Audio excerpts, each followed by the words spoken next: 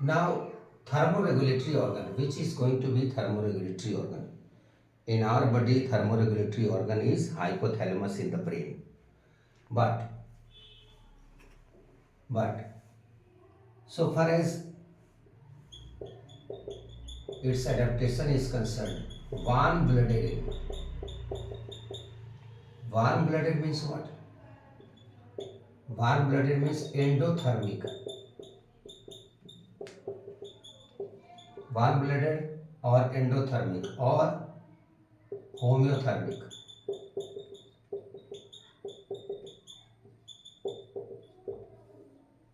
Warm-blooded, endothermic or homeothermic. All these terms are used for same purpose, that they can regulate their body temperature. Regulate body temperature means they have got fixed or constant body temperature, not fluctuating with changing surrounding temperature.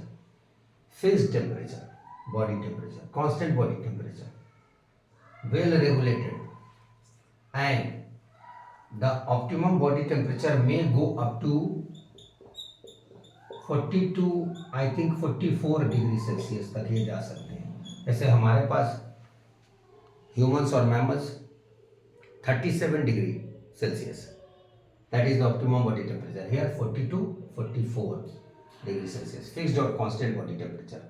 No change in body temperature with change in surrounding temperature. So these animals are called warm-blooded or endothermic or homeothermic animals.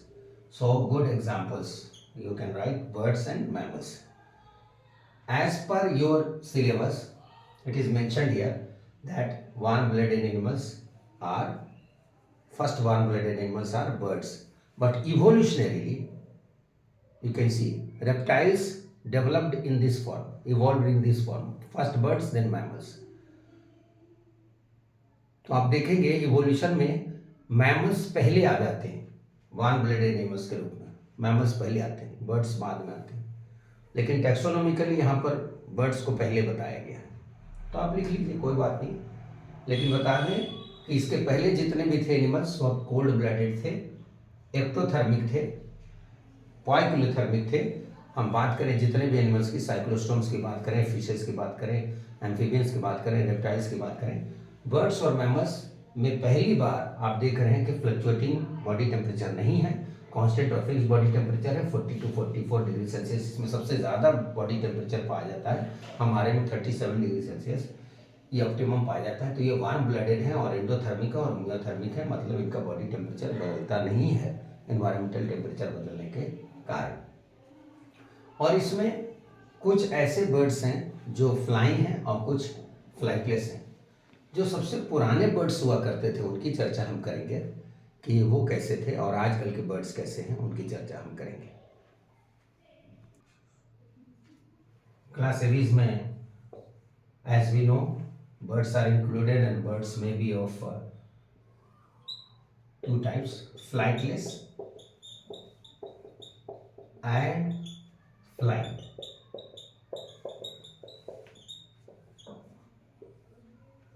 Flightless and flying. If we study the history or if we study the evolution of birds, we can find earlier we had Archaeopteryx. Archaeopteryx means missing link between reptiles and birds. As we know that reptiles evolved in this way: first birds and then mammals. Evolution ऐसे नहीं हुआ reptiles birds mammals, ऐसे नहीं हुआ. Reptiles से दो हुए, एक बर्ड्स और एक मैमल्स.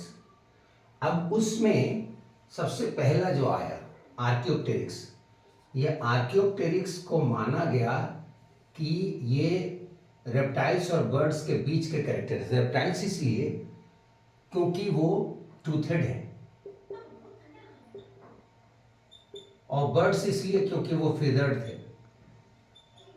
तो रेप्टाइल्स इसलिए क्योंकि टूथेड थे, और बर्ड्स इसलिए क्योंकि फेदर्ड थे, और मिसिंग लिंक इसलिए क्योंकि जो कनेक्टिंग लिंक अभी जीवित हैं उनको आप बोल सकते हैं, वो अलाइव है तो आप बोल सकते हैं कनेक्टिंग लिंक, लेकिन जो एक्सटिंक्ट हो गए और कैरेक्टर्स 2 का दिखा रहे हैं तो उनको मिसिंग लिंक बोलेंगे। तो आर्कियोप्टेरिक्स जो थे वो मोस्ट प्रिमिटिव बर्ड थे जिनको माना जाता है कि वो कनेक्टिंग लिंक रहे रेप्टिलियन कैरेक्टर के और एवियन कैरेक्टर के, यानी रेप्टाइल्स में टूथेड और बर्ड्स में फेदर्ड, दोनों फीचर्स इनके पास थे।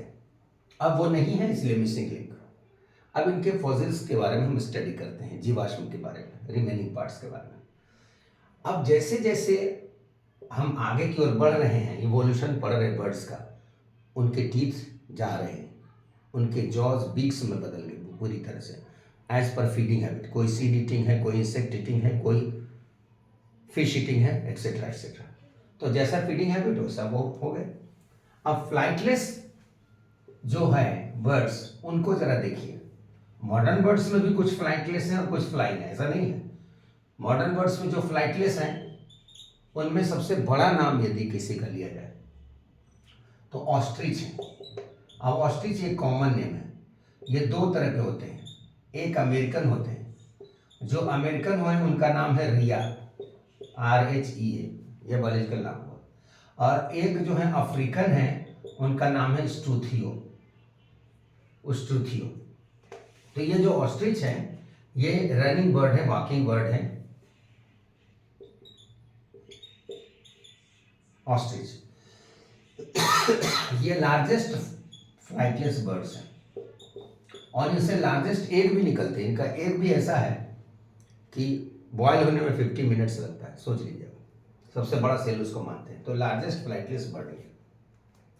एक जो स्मॉलेस्ट है उनका क्या नाम है? जो स्मॉलेस्ट फ्लाइटलेस बर्ड्स हैं उनका नाम बताइए। उनका नाम है एप्टेरिक्स, बायोलॉजिकल नेम एप्टेरिक्स और कॉमन नेम है कीवी। ये न्यूजीलैंड का नेशनल बर्ड है, इसको नहीं अंडरलाइन करना, ये कॉमन नेम है, ये बायोलॉजिकल नेम एप्टेरिक्स कीवी। ये नेशनल बर्ड है न्यूजीलैंड का, छोटा सा बिल्कुल।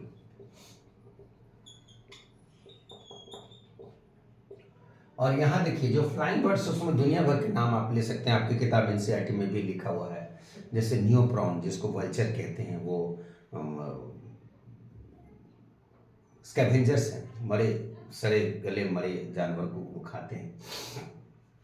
पैरोट, सिटाकुला पैरोट आपने देखा होगा, फ्रूट ईटिंग है वो। उसी तरह से पावो क्रिस्टेटस, पावो जो मयूर, मोर। अब इसमें बता दें कि उसका मेल अच्छा डांस करता है और कक्कू जो है उसके मेल सबसे ज़्यादा उनके मेलोडियस वॉइस होते हैं, फीमेल के नहीं। Female cook cook cook cook इस तरह से करते नहीं, लेकिन मेल जो भी कक्कू उसके बहुत मेलोडियस आवाज़ होती है। हम लोग बोलते हैं कोयल अच्छा गाना गाती है, लेकिन वो मेल है, मेल कक्कू है, कू इस तरह से मेलोडियस आवाज़ निकालेगी वो। और मेल जो पीकॉक है उसके डांस बड़े अच्छे होते हैं, और डांस करते समय उनका आप देखिए उनकी अदाकारी। तो ऐसा नहीं कि फीमेल्स ही बहुत खूबसूरत हैं और अदाकारा हैं, मेल्स भी हैं, ये भी आप देख लीजिए।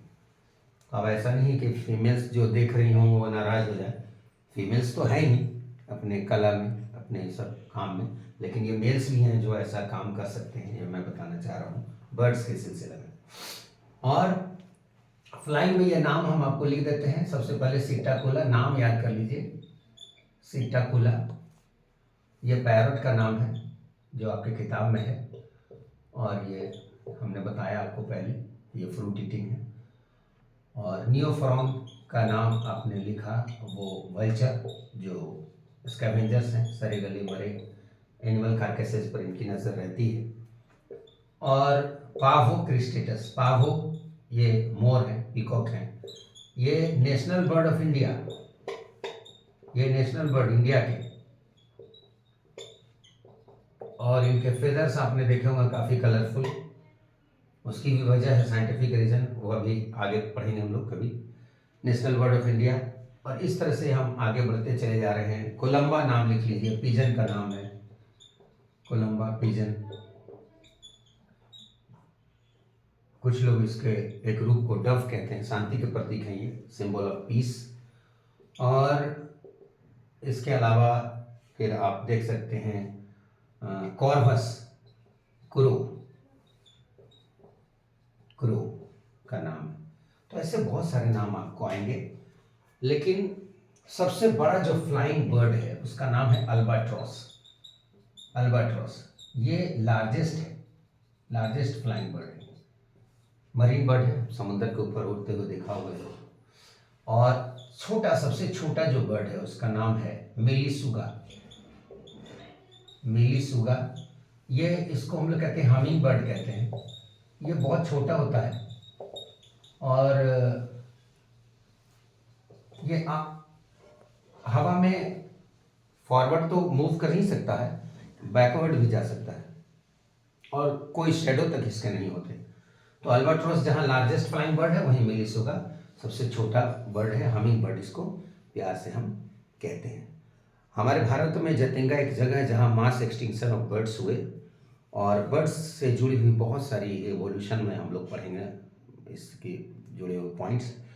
मुझे लगता है कि बेसिकली हम लोगों ने अब ये तैयारी कर ली है कि वर्टिब्रेटा में एवीज को, इसको पढ़ने के बाद आपको सारे कॉन्सेप्ट क्लियर हो जाएंगे। आप इसको पढ़िए, समझिए, याद कीजिए और हमें दीजिए इजाज़त। लेकिन हमारे चैनल को ज़रूर लाइक, शेयर और सब्सक्राइब कीजिए। Good luck, God bless you.